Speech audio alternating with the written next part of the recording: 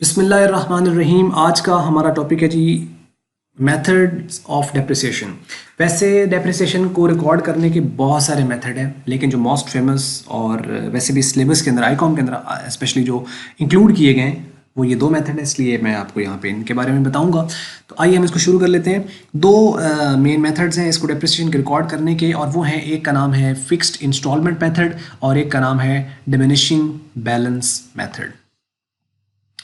तो आइए इसके डिफरेंस को देख लेते हैं, दोनों में क्या फ़र्क होता है, फिक्स्ड इंस्टॉलमेंट मेथड और डिमिनिशिंग। फिक्स्ड इंस्टॉलमेंट जैसे कि नाम से जाहिर है, इसके अंदर क्या होता है कि हर साल डेप्रिसिएशन सेम रहता है, जबकि जो डिमिनिशिंग होता है इसमें हर साल डेप्रिसिएशन सेम नहीं रहता, बल्कि हर साल कम होता चला जाता है। दूसरी बात ये होती है कि जो फिक्स इंस्टॉलमेंट होता है ये हर साल फिक्स इसलिए रहता है क्योंकि हर साल ही ये कॉस्ट पे कैलकुलेट होता है, जबकि डिमिनिशिंग हर साल इसलिए चेंज होता है क्योंकि ये कॉस्ट पे हर साल कैलकुलेट नहीं होता, ये हर साल बुक वैल्यू पे कैलकुलेट होता है। लेकिन पहले साल आपका फिक्स्ड इंस्टॉलमेंट मेथड से आप करो या डिमिनिशिंग से करो, दोनों का डेप्रिसिएशन सेम आएगा, क्योंकि पहले साल तो कॉस्ट ही है। क्योंकि बुक वैल्यू असल में क्या होती है, जब आपका एसेट की कॉस्ट है उसमें से आप डेप्रिसिएशन पर्टिकुलर डेट तक का लेस कर दे तो जो बाकी बचेगी वो उस डेट पे उसकी बुक वैल्यू कहलाएगी। फॉर एग्जांपल कि अगर मेरे पास एसेट था 5,000 का और साल बाद वो 1,000 पर डेप्रिशिएट हो गया, तो 1,000 उसका डेप्रिसिएशन में 5,000 में से लेस करूंगा। 5,000 उसकी कॉस्ट है, अब कॉस्ट में से 1,000 लेस कर दिया तो पीछे बच गया 4,000। ये 4,000 उसकी बुक वैल्यू कहलाएगी। अगले साल जब आएगा ना, तो अगले साल डेप्रिसिएशन अगर तो 4,000 पे आ रहा है तो इसका मतलब हम ये मेथड यूज कर रहे हैं, और अगर अगले साल भी 5,000 पे ही डेप्रिसिएशन लिया जाए तो ये डेप्रिसिएशन का मेथड आप यूज कर रहे हो। इसके कुछ पॉइंट्स हैं, डिस्कस कर लेते हैं, और बाकी इसके ऊपर क्वेश्चंस में भी होंगे, वहां पे ऑब्वियसली आपको क्लियर हो जाएगा। पहला है जी, rate and amount of depreciation remain same each year. इसके अंदर जो रेट होता है वो भी सेम रहता है, और इसके अंदर जो अमाउंट होती है डेप्रिसिएशन की वो भी सेम रहती है। जबकि डिमिनिशिंग के अंदर ऐसा होता है, rate remain same but the amount of depreciation reduces each year. यानी 10% इसके अंदर है और 10% इसके अंदर है, तो पहले साल भी 10%, दूसरे साल, तीसरे साल, चौथे साल, पांचवें साल 10% ही रहेगा। इसमें अंदर 10% तो वो भी हर साल 10% ही रहेगा। रेट तो फिक्स रहेगा, लेकिन अमाउंट इसके अंदर, इसमें अमाउंट भी फिक्स रहेगी और इसके अंदर अमाउंट हर साल रिड्यूस होती चली जाएगी, कम होती चली जाएगी। क्यों? वजह क्या है? क्योंकि ये कॉस्ट पे कैलकुलेट होता है और ये बुक वैल्यू पे कैलकुलेट होता है। Depreciation is calculated on the cost of asset each year. हर साल एसेट की कॉस्ट पे कैलकुलेट हो रहा है। Depreciation is calculated on the book value of book value each year. Book value मैंने आपको बता दी क्या है कि एसेट की कॉस्ट में से डेप्रिसिएशन को लेस कर दो, लेकिन डेप्रिसिएशन किसी खास साल का वो आप इसमें से लेस करोगे तो उसके बाद फिर आपके पास जो आएगी वैल्यू वो बुक वैल्यू कहलाएगी। एट द एंड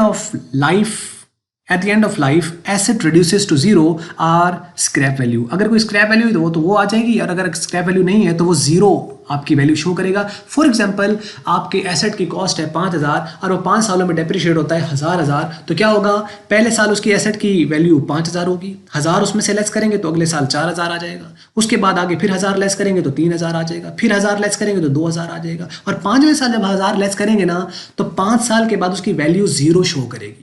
हो सकता है उसकी कोई स्क्रैप वैल्यू हो। स्क्रैप वैल्यू क्या होता है आपके पास, यानी जो कबाड़ी को आपने एसेट फुली डेप्रिशिएट हो गया और फिर भी वो कुछ कीमत का बिक जाता है, उसे कहते हैं डेप्रिशिएबल वैल्यू। तो कुछ वैल्यू उसकी आ सकती है जिसके ऊपर वो फिर भी कबाड़िया को बेचा जा सकता है, वो स्क्रैप वैल्यू कहलाएगी या उसकी सॉल्वेज वैल्यू कहलाएगी। तो मतलब क्या हुआ कि eight the end of the life of an asset, life of asset eight the end of life, यानी जब एसेट की लाइफ एंड होती है तो उसके ऊपर उसकी वैल्यू जीरो रह जाएगी या स्क्रैप बचेगी। जबकि इसमें तो बचेगी नहीं। क्यों? क्योंकि ये बुक वैल्यू पे आ रहा है, ये मिनिमम बहुत कम होता चला जाता है, लेकिन कभी जीरो नहीं होगी इसके अंदर। At the end of the life of an asset not reduce to zero.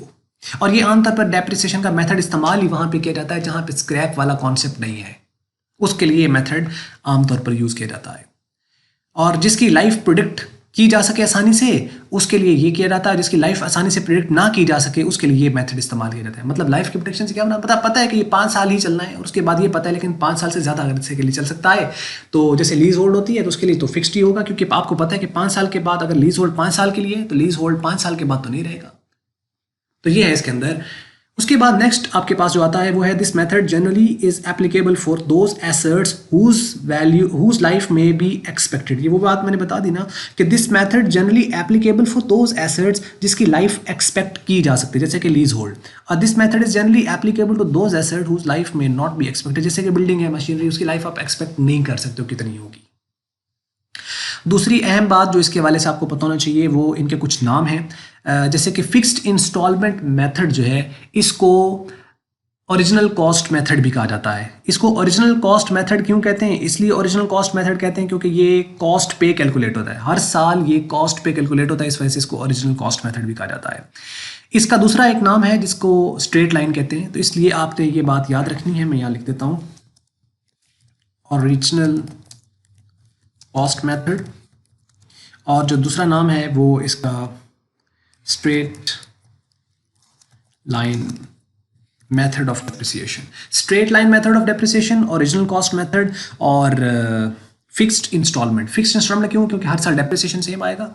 Original cost क्यों कहते हैं? क्योंकि हर साल कॉस्ट पे कैलकुलेट होता है। और जो स्ट्रेट लाइन है वो स्ट्रेट लाइन क्यों कहते हैं? क्योंकि ये इसका अगर ग्राफ प्लॉट किया जाए ना, ग्राफ, तो एक सीधी लाइन मिलती है। ग्राफ आप प्लॉट करें इसको तो एक सीधी लाइन मिलेगी स्ट्रेट, क्योंकि हर साल वैल्यू फिक्स है, डेप्रिसिएशन फिक्स आ रहा है, तो एक सीधी स्ट्रेट लाइन मिलेगी आपको। इस वजह से इसको straight line method of depreciation भी कहते हैं। और जबकि डिमिनिशिंग जो है इसको रिड्यूसिंग बैलेंस मेथड भी कहा जाता है। रिड्यूसिंग बैलेंस मेथड, अब रिड्यूसिंग से क्या मुराद है? यानी कि आपकी वैल्यू कम होनी है इसके ऊपर,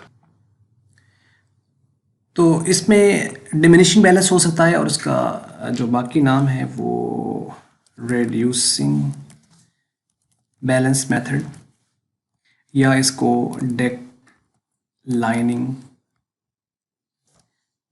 बैलेंस मेथड ये कहा जाता है, या बुक वैल्यू मेथड इसको एक नाम दिया जाता है, बुक वैल्यू। अब इसको बुक वैल्यू क्यों कहते हैं? उसे ओरिजिनल कॉस्ट कहते हैं ना, इसको ओरिजिनल कॉस्ट, तो इसको बुक वैल्यू कहते हैं। यानी क्या है? ये बुक वैल्यू पे कैलकुलेट होता है, दैट्स वाई। समय लगी तो ये कुछ नाम है, ये सेम ही होंगे, इसलिए आपको अगर पेपर में कहीं पे आता है तो इसलिए आपको ये जो है वो प्रॉब्लम नहीं करना चाहिए सच। बस ये थी आज की वीडियो। अगर आपके इसके आपको क्वेश्चन है तो आप कमेंट्स में लिखिएगा, और अच्छी लगी वीडियो तो उसको आप लाइक कर सकते हैं, अच्छी नहीं लगी तो उसको डिसलाइक करें। और वीडियो देखने का शुक्रिया।